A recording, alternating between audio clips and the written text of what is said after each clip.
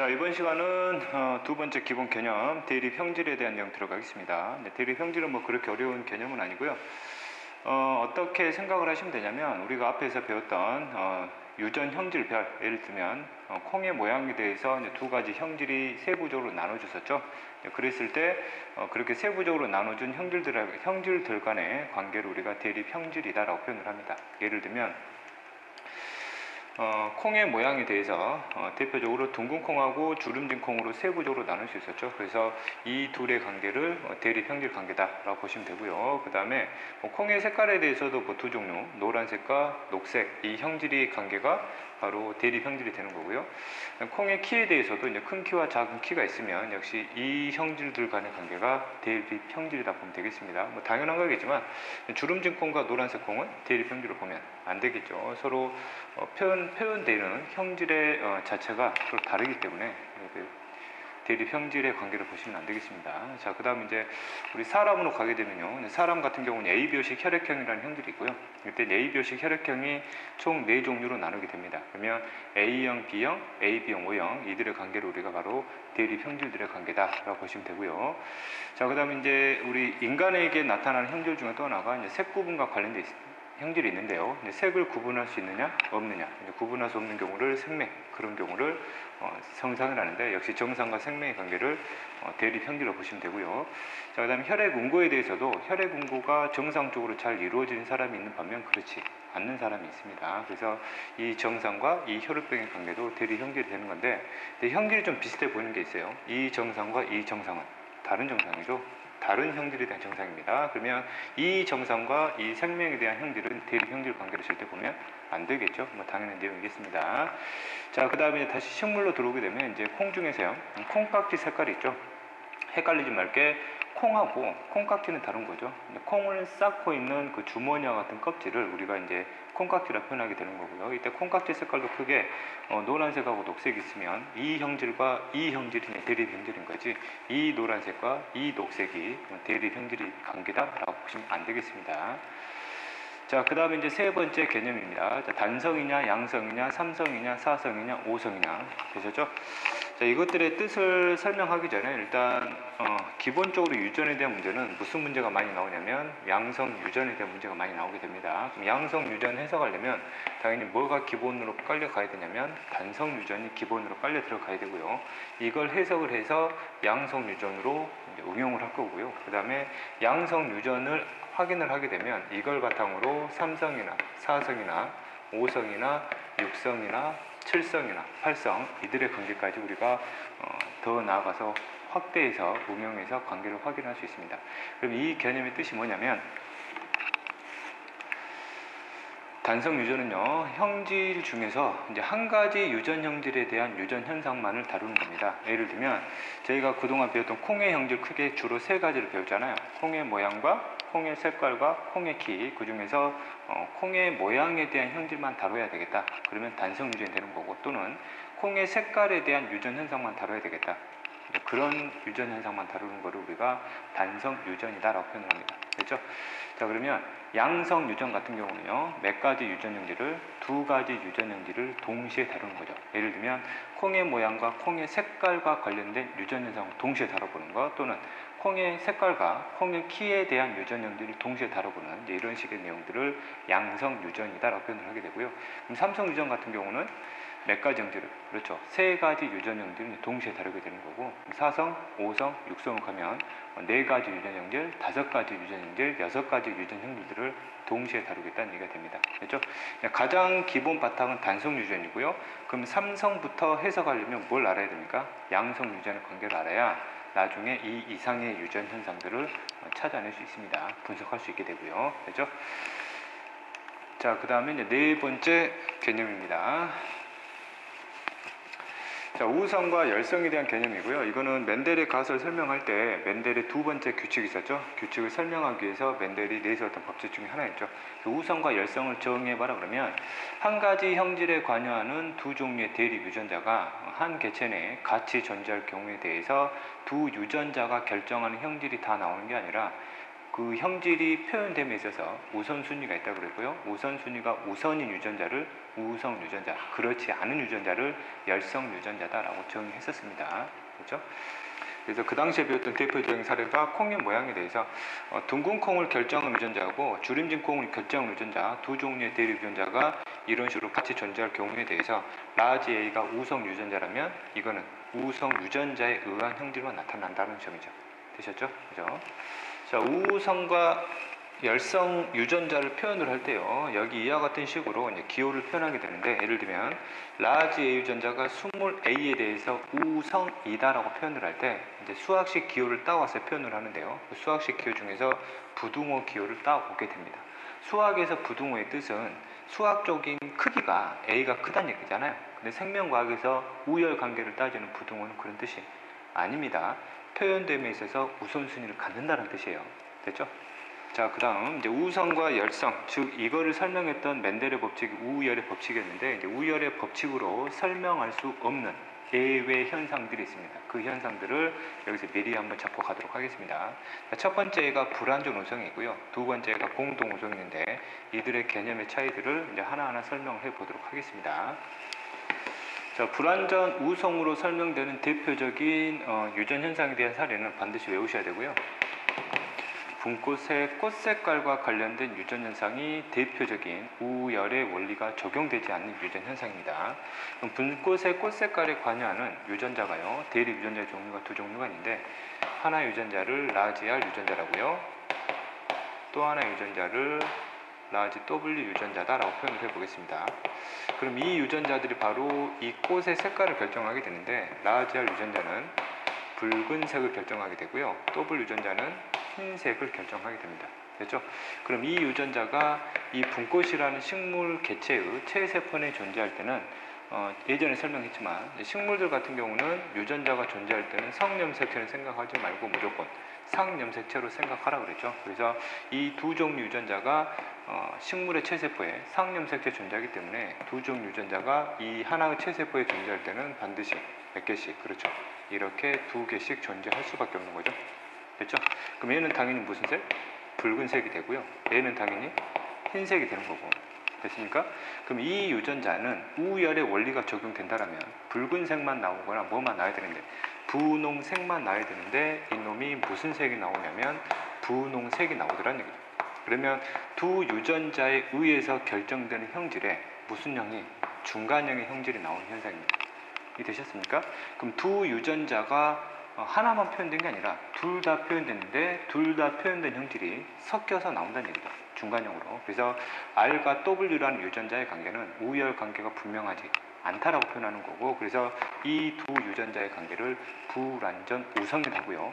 불완전 우성으로 표현되는 이런 중간형의 형질이 나오잖아요. 그래서 불완전 우성을 또 다른 말로는 무슨 유전이라 표현하냐면 중간 유전이다 표현합니다. 두 대립 유전자가 결정하는 형질에 중간형이 나올 수 있다는 현상이니까요.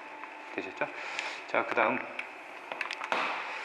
자, 공동 우성이라는 현상인데요. 자, 공동 우성은 어떤 유전 현상에 대해서 나오는 개념이냐면 복대립 유전에서 나올 수 있는 현상 중 하나입니다. 모든 복대립 유전에서 이게 나오는 게 아니라 복대립 유전으로 설명되는 유전 현상 중에 일부가 이런 식으로 설명될 수 있는 현상이 있다는 얘기고요.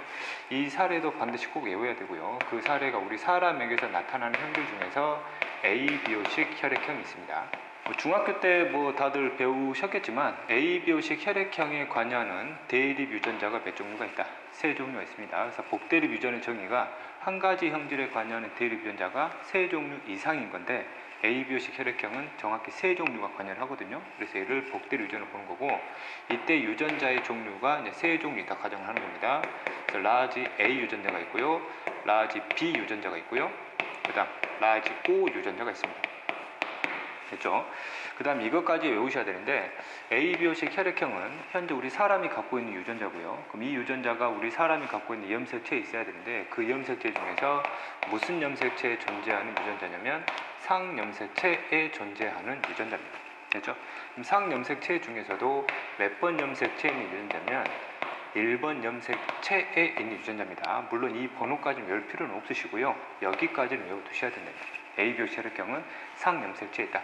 그럼 어떤 사람이 체세포 내에서 1번 염색체를 이렇게 쌍으로 갖고 있으면 이 1번 염색체 하나에 ABO식 혈액형을 결정하는 유전자가 분명히 존재한다는 얘기고요. 그 위치가 여기다라고 가정하게 되면 염색체 하나당 이 유전자 세 종류 중에서 몇 개만 하나만 들어오는 거죠. 그러면 여기에 동일한 위치에도 ABO식 결정 유전자 세 종류 중에 하나가 들어오는 거고요. 그래서 세 유전자가 이런 식으로 들어오게 되면 한 개체당 세 종류의 유전자를 2개씩 갖게 되는 이런 현상이 나오게 되는 겁니다. 그래서 세 종류의 유전자를 2개씩 갖는 경우에 대한 유전자형을 정리하면 우리가 앞에서 다뤘듯이 이와 같이 총 6종류의 2가지를 갖는 경우의 수가 나오게 되는 거죠. 그러면 이 유전자들에 의해서 결정되는 형질을 보면 참고로 A 유전자는 A형이라는 형질을 결정하고요. B 유전자는 B형이라는 형질을 결정합니다. O 유전자 같은 경우는 O형을 결정하게 되는데 그럼 AA를 동시에 갖게 되면 당연히 A형이 나올 거고요. BB를 갖는 사람은 당연히 B형이 나올 거고요. 그 다음 OO를 갖는 사람은 당연히 O형이 나오겠죠. 그렇죠? 그럼 나머지 이 2개의 서로 다른 대립 유전자를 갖는 경우에는 어떤 형질이 나오냐? 이런 경우도 A형이 나옵니다. 그러면 A 유전자와 O 유전자는 무슨 관계가 명확하다는 얘기입니까? 그렇죠. 우열 관계가 명확하다는 얘기죠. 그러면 A 유전자는 뭐에 대해서? O 유전자에 대해서 우성이다라고 표현을 하게 되고요. 자, 그 다음 그러면 BO를 갖는 경우는 무슨 형이 나오냐면 B형이 나옵니다. 그러면 B하고 O 유전자에 대해서도 우열 관계가 명확히 성립이 된다는 얘기죠. 이렇게.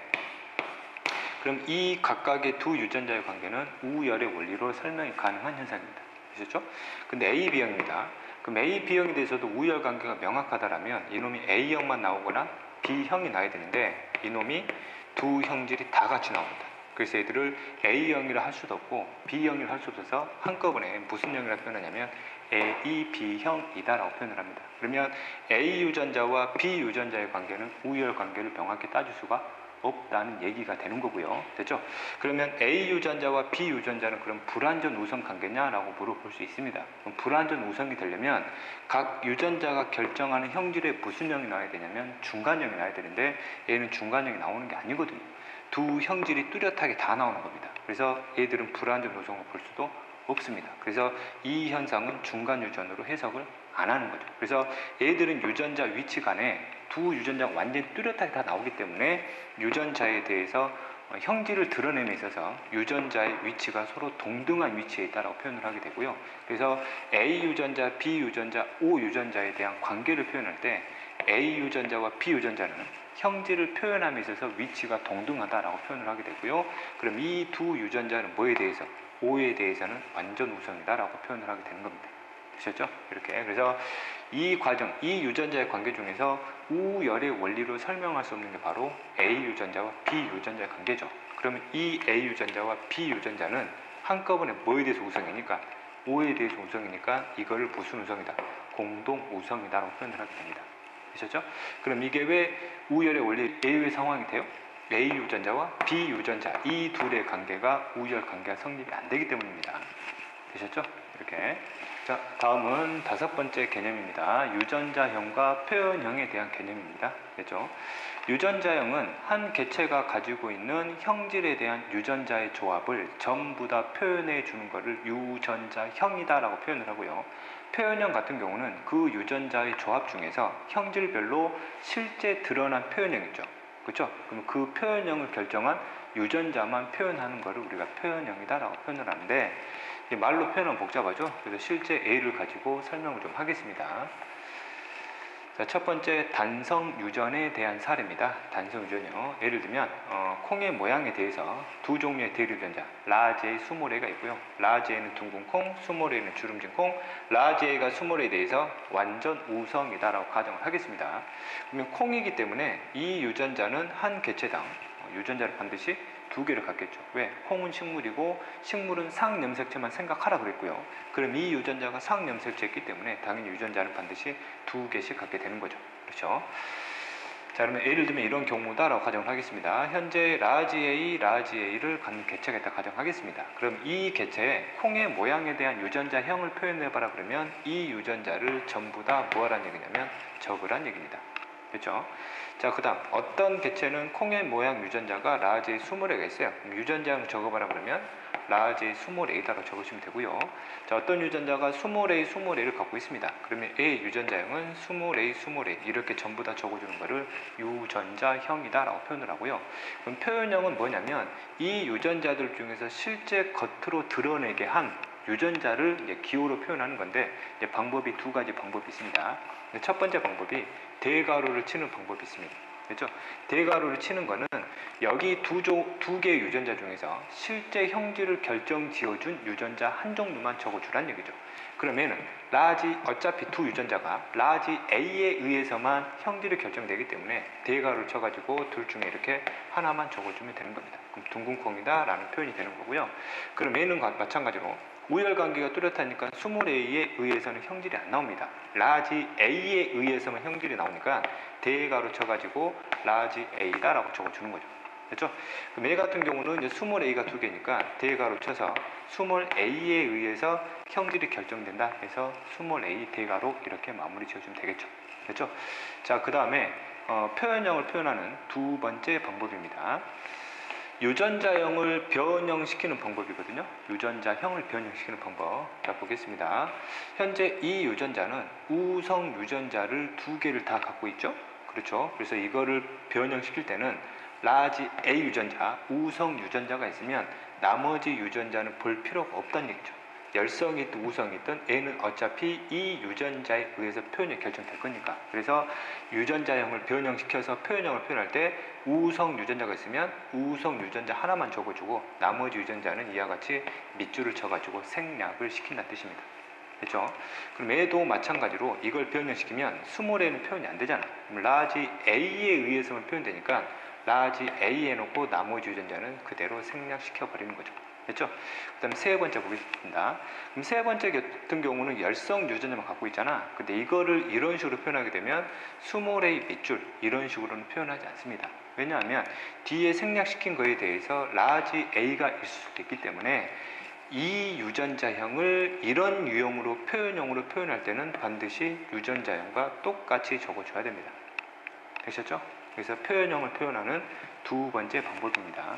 됐고, 자, 그 다음에 현재 표현형 중에서요, 이 두 개의 표현형의 공통점은 우성 유전자에 의해서 표현형이 결정이 된 거죠. 그래서 이런 표현형을 무슨 표현형이라고 표현하냐면 우성 표현형이다 라고 개념을 적어주면 됩니다. 자, 그 다음 얘 같은 경우는 열성 유전자에 의해서만 표현형이 결정되기 때문에 이런 것들을 무슨 표현형이다, 열성 표현형이다 라고 개념으로 활용을 하시면 되겠습니다. 됐죠? 그럼 더 나아가면 열성 표현형은 유전자형이 정확히 몇 종류? 한 종류밖에 없는데 우성 표현형 같은 경우는 유전자형이 이와 같이 두 종류 이상일 수도 있습니다. 그렇죠? 여기서는 정확히 두 종류인데 어떤 유전 현상에 따라서 우성 표현형에 대한 유전자형이 이것보다 더 많이 나올 수도 있다는 얘기입니다. 되셨죠? 그래서 이 내용이고요. 자, 그 다음 표현형을 표현하는 두 가지 방법 중에서 이제 시험에서 가장 많이 쓰이는 표현형의 방법은 이거를 많이 쓰게 됩니다. 그렇죠? 밑줄 쳐주는. 그럼 대괄호를 많이 치지 않는 이유가 뭐냐면 대괄호를 치는 경우는 우열관계가 뚜렷한 경우에 한해서만 적을 수 있는 거거든요. 그럼 우리가 앞에서 배웠던 중간 유전 중에서 분꽃의 유전 현상에 대한 유전자형을 보게 되면요, 어떤 개체는 라지 R, 어떤 개체는 라지 R W, 어떤 개체는 WW란 말이죠. 그러면 분꽃 색깔에 대해서 가질 수 있는 유전자형이 총 3종류란 말이야. 그럼 이것의 표현형을 표현을 할 때 이렇게 대괄호를 칠 수가 없단 말이야. 그럼 얘 같은 경우는 라지 R 이렇게 적을 수 있겠지만 얘 같은 경우는 라지 R만 이렇게 적을 수는 없단 말이죠. 왜?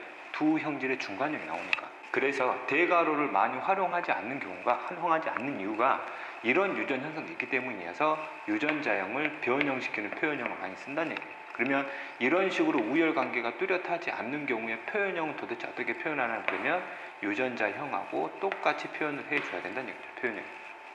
되셨죠? 이렇게. 그래서 이게 유전자형과 표현형을 표현하는 방법 중에서 단성 유전을 사례를 가지고 해석을 해봤습니다. 자, 다음은 양성 유전 한번 가볼게요. 자, 양성 유전에 대해서 콩의 색깔을 하나 더 첨가를 시켜보겠습니다. 라지 B, 스몰 b가 대립 유전자고요. 이때 라지 B가 노란색, 스몰 b가 녹색이고, 그 다음 라지 B가 스몰 b에 대해서 완전 우성이다라고 가정을 하고 한번 해보겠습니다. 그러면 두 형질에 대한 유전자를 표현해 보니까 이 유전자가 라지 AA, 스몰 b, 라지 B를 갖고 있다는 얘기죠. 그러면 두 형질에 대한 유전자형을 한번 기호로 표현해봐라 그러면 조합을 전부 다 적어주면 되죠. 라지 A, 라지 A, 뭐 스몰 b, 라지 B 이렇게 적어주면 된다는 얘기입니다. 그렇죠? 그럼 친구들이 이제 일부 친구들이 선생님 저는 좀 특이하게 적고 싶습니다. 예를 들면 저는 라지 A, 스몰 b, 라지 A, 라지 B 이렇게 적고 싶은데요. 그러면 이놈과 이놈은 어차피 똑같은 표현이 아닐까요? 하죠. 그럼 이렇게 적으면 어느 게 대립 유전자의 관계인지가 헷갈린단 말이야. 그래서 생명과학에서 유전자형 중에서 양성 유전 이상일 때는 유전자형을 표현할 때도 약속이 있어요. 됐죠? 이와 같이 대립 유전자들의 관계는 반드시 이렇게 연속으로 적어줘야 된다는 얘기입니다. 되셨죠? 자, 그래서 이렇게 표현할 수도 있지만 이렇게 표현할 수도 있죠. 라지 AA, 라지 B, 스몰 b 이렇게 표현하는 것은 가능하다는 얘기입니다. 왜? 각 형질에 대한 대립 유전자를 연속으로 적어줬으니까. 그럼 이것도 가능하겠죠. 라지 B, 스몰 b, 라지 A, 라지 이런 경우도 가능하고요. 스몰 b, 라지 B, 라지 A, 라지 A 이런 경우도 가능하다는 얘기입니다. 되셨죠? 자, 그러면 저는 간단하게 어떻게 표현을 할 거냐면 라지 A, 라지 A, 라지 B, 스몰 b다라고 표현을 하겠습니다. 자, 그러면 A 같은 경우는 스몰 b, 스몰 b를 가지고 있어요. 그러면 유전자형을 어떻게 표현해요? 라지 A, 라지 A, 스몰 b, 스몰 b 이렇게 표현하면 되겠죠. 자, 다음 세 번째 경우입니다. 현재 라지 B, 라지 B를 갖고 있어요. 그럼 이것의 표현형 유전자형은 스몰 A, 스몰 A, 라지 B, 라지 B다 이렇게 적어주면 되겠습니다. 됐죠? 그러면 두 형질에 대한 표현형을 표현해봐라 그러면 우열관계가 두 형질이 전부 다 뚜렷하기 때문에 대가로 치게 되면 라지 A, 라지 B 적어주면 되고요. 얘 같은 경우는 대가로 쳤을 때 라지 A, 스몰 B 적어주면 되고요. 얘 같은 경우는 대가로 쳤을 때 스몰 A, 라지 B 적어주면 되겠습니다. 그러면 현재 밑줄 형식으로 표현형을 표현하고 싶으면 얘는 두 형질에 대한 우성 유전자를 하나 이상 반드시 갖기 때문에 라지 A 밑줄, 라지 B 밑줄 이렇게 적어주면 되겠죠. 얘 같은 경우는 라지 A 밑줄, 스몰 B, 스몰 B라 적어줘야 되고 얘 같은 경우는 스몰 A, 스몰 A, 라지 B 밑줄 이렇게 표현하면 되겠습니다. 되셨죠? 그래서 보통의 문제에서는 표현형이 이런 식으로 나오기 때문에요. 이런 식의 표현형에 대해서 헷갈리시면 안 된다는 얘기입니다. 됐죠? 자, 그 다음에 이제 삼성 유전까지 한번 해볼게요. 자, 콩의 키까지 더 첨가를 시키겠습니다. 라지 D, 스몰 d가 대립 유전자고요. 이때 라지 D 큰 키 유전자가 작은 키 유전자에 대해서 우성이다라고 표현을 하겠습니다. 그럼 어떤 유전자가 이렇게 있어요. 스몰 D, 스몰 D를 갖고 있으면 이것의 유전자형은 라지 A, 라지 A, 라지 B, 스몰 B, 스몰 D, 스몰 D라 적으면 되고 얘 같은 경우는 라지 D, 스몰 D를 갖고 있어요. 세 형질에 대한 유전자형이 이런 식으로 라지 D, 스몰 D를 더 첨가시키면 되고 얘 같은 경우는 라지 D, 라지 D가 포함되니까 스몰 A, 스몰 A, 라지 B, 라지 B, 라지 D, 라지 D 이렇게 표현하면 되겠지. 그치? 그럼 세 형질에 대한 우열관계가 전부 다 뚜렷하니까 이것에 대한 표현형을 표현할 때는 이와 같이 대가로 쳐가지고 라지 A, 라지 B, 스몰 D 하면 되고 얘 같은 경우는 대가로 쳐서 라지 A, 스몰 B, 라지 D 적으면 되고 얘 같은 경우는 대가로 쳐서 스몰 A, 라지 B, 라지 D 이렇게 적어주면 된다는 얘기죠. 그렇지? 그럼 밑줄 형식으로 한번 표현을 해보고 싶다. 그러면 유성, 우성 있으니까 라지의 밑줄, 라지 B 밑줄 얘는 열성이니까 스몰 D, 스몰 D 적어줘야 되고 얘 같은 경우는 우성, 라지의 밑줄 열성이니까 스몰 B, 스몰 B 우성 있어요. 라지 D 밑줄 얘가 열성이잖아. 그럼 스몰 A, 스몰 A 얘는 우성이니까 라지 B 밑줄 얘도 우성이니까 라지 D 밑줄 이렇게 적어주면 된다는 얘기입니다. 오케이? 할 수 있겠지? 자, 그래서 대표적인 유형의 문제를 보는 방법을 한번 익혀보도록 하겠습니다. 자, 항상 유전에 대한 어떤 교배에 대한 문제가 나오면 여러분들이 가장 먼저 구분해야 될게요. 이게 단성 유전이냐, 양성 유전이냐, 삼성 유전이냐를 반드시 구분하고 가셔야 됩니다. 그렇죠? 그러면 현재 유전자형이 이렇게 제시가 됐고요. 됐죠? 현재 이 제시가 된 내용을 보면 여러분들이 뭘 확인할 수 있냐면 유전 형질에 대해서 출제자가 표현하고자 하는 게 몇 종류인지 바로 확인할 수 있죠. 몇 종류입니까? 세 종류죠. 그래서 삼성 유전인 거죠. 그래서 이렇게 한 가지, 이렇게 한 가지, 이렇게 한 가지 해서 세 가지 유전형들을 동시에 표현하려는 거구나라는 게 바로 확인이 된다는 얘기입니다. 자, 그러면 형질별 대립 유전자를 한번 정리해 보도록 하겠습니다. 일단 첫 번째 형질에 대해서 라지 A, 스몰 A가 대립이고요. 그 다음 두 번째 형질에 대해서 라지 B, 스몰 B가 대립 유전자고, 세 번째 형질에 대해서 라지 D, 스몰 D가 대립 유전자라는 걸 확인할 수 있죠. 왜 이들의 관계가 대립 유전자냐? 대립 유전자 관계는 반드시 연속으로 반드시 적어주라고 그러죠. 그래서 이들의 관계가 대립 유전자 보면 되는 거고, 각 형질별 뭐까지 확인할 수 있냐면 우열 관계까지 바로 확인할 수 있습니다. 밑에 자손들의 표현형을 보면요, 현재 라지 A D에다가 밑줄을 쳐놨다는 얘기는 라지 A가 스몰 A에 대해서 우성이라는 뜻이죠. 마찬가지로 라지 B 밑줄 쳐놨다는 얘기는 라지 B가 우성이라는 얘기고, 그 다음 라지 D에 밑줄을 쳐놨다는 얘기는 라지 D가 스몰 D에 대해서 우성이라는 얘기입니다. 이런 식으로 문제에 접근할 수 있어야 된다는 얘기죠. 되셨죠? 그래서 여러분들은 유전 파트에 대한 강의를 들을 때 이제 개념 강의도 들어서 개념을 정리하는 것도 중요한데, 이 개념을 문제별로 어떤 식으로 적용을 시켜야 되는지 그 적용 방법까지, 즉 문제 풀이 과정에 대한 강의까지 한꺼번에 같이 들으셔야 됩니다. 그래야 유전 문제에 대한 여러 가지 감을 잡아낼 수 있습니다. 되셨죠? 자, 그 다음 여섯 번째 개념입니다. 이제 순종과 잡종이라는 개념입니다. 됐죠? 순종과 잡종에 대한 대다수 학생들이 단성 유전에 대해서는 잘 잡습니다. 개념을요. 근데 양성 유전 이상으로 가면 의외로 헷갈려 하거나 또 틀리는 애들이 많이 있더라고요. 그래서 그 내용을 한번 정리해 보도록 하겠습니다. 순종이라는 얘기는 한 가지 형질에 대해서 동일한 종류의 대립 유전자를 두 개를 갖는 경우를 순종이라고요. 서로 다른 대립 유전자를 두 개를 갖는 경우를 우리가 잡종이랍니다. 대표적인 사례를 갖고 설명을 할게요.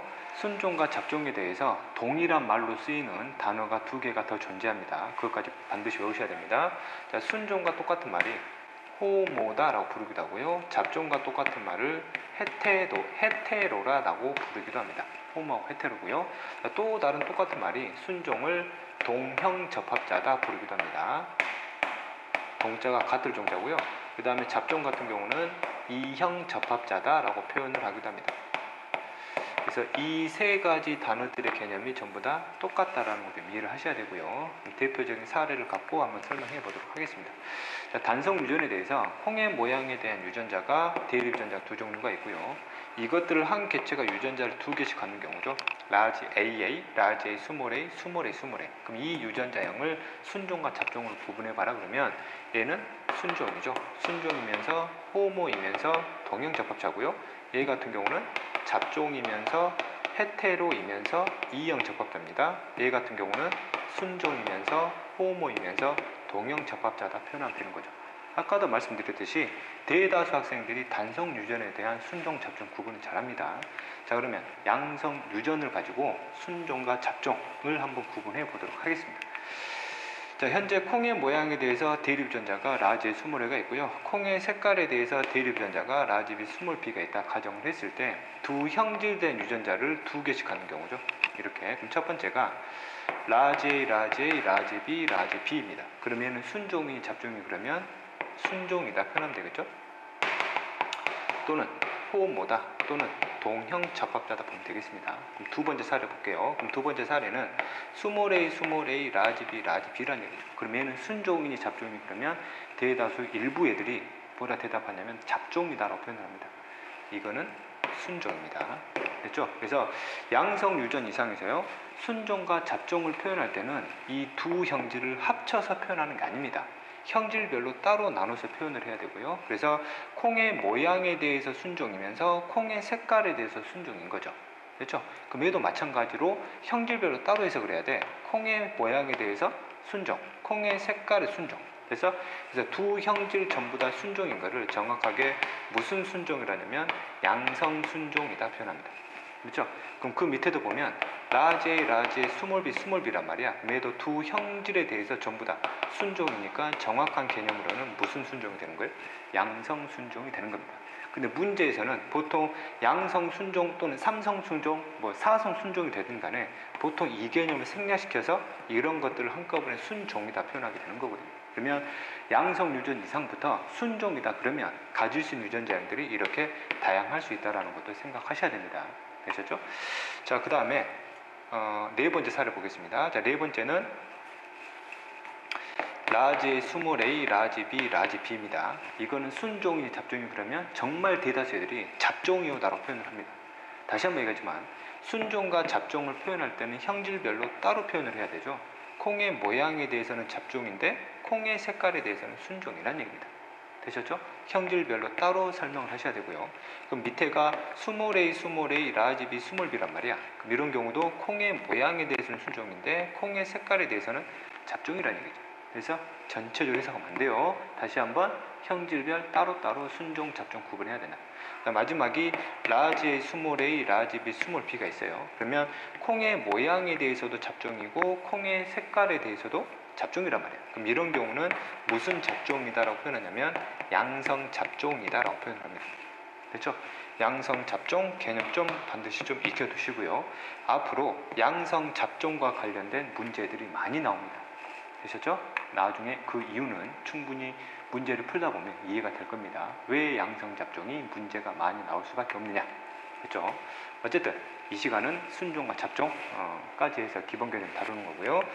자, 그래서 다시 한번 정리합니다. 양성 유전 이상부터는 반드시 순종, 잡종 구분할 때는 유전 형질별로 따로 개념들을 적용해야 된다는 걸 정리하고 순종, 잡종 개념 마무리하겠습니다. 자, 7번째 마지막 기본 개념입니다. 연관과 독립에 대한 개념인데요. 이걸 설명하려면 시간이 좀 오래 걸립니다. 굉장히 중요한 개념이다라고 처음 기본 개념 출발할 때 설명을 했고요. 이걸 잡지 못하면 다시 한번 강조하지만 이 이후의 유전 현상을 아예 다룰 수가 없게 됩니다. 그래서 반드시 기본 개념 다 익혀야 되는데 특히 연관과 독립에 대한 개념 다음 시간 강의를 통해서 반드시 개념을 꼭 익혀두시기 바라겠습니다. 오늘은 수업을 여기까지 마무리하도록 하겠습니다. 수고하셨습니다.